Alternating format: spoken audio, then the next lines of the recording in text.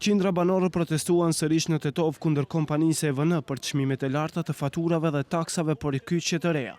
Banorët kërkuan po ashtu edhe heqjen e tarifës industriale, si dhe llogaritjen e çmimit sipas kilovateve të harxhuar. Nga Komisioni Rregullator për Energjetik, protestuesit kërkuan korrigjimin e çmimit dhe liberalizimin e tregut për shpërndarje të energjisë elektrike. Kërkojmë nga Komisioni Rregullator për Energji pranë Qeverisë së Republikës së Maqedonisë të ulët çmimi njësi për kilovat, të anulloj tarifat industriale, urgjentisht të krijet liberalizimi tregut për të gjithë konsumatorët, pa kushtësime.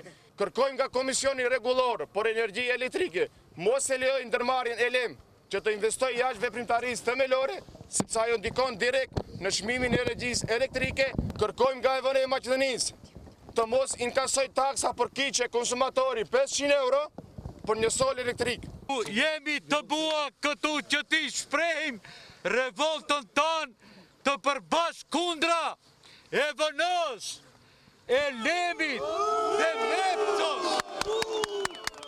Kërkesat kanë, sot do t'i dorëzojmë të zyrtarët e EVN-s. Dhe presim që të njëjtat t'i pranojnë dhe t'i miratojnë pasi që kërkesat tona janë reale.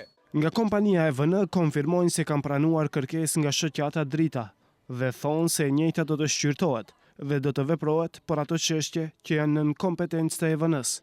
Все оно, что се отнесе ово дело на работата и што е надлежност на ЕВН Македонија, ние ќе го разгледаме од наша страна, оно што не е во наша надлежност, како што се цените, тарифи, тарифни ставки и слично, што се во надлежност на регулаторните тела, тие ќе бидат адресирани таму и разгледани од таа страна.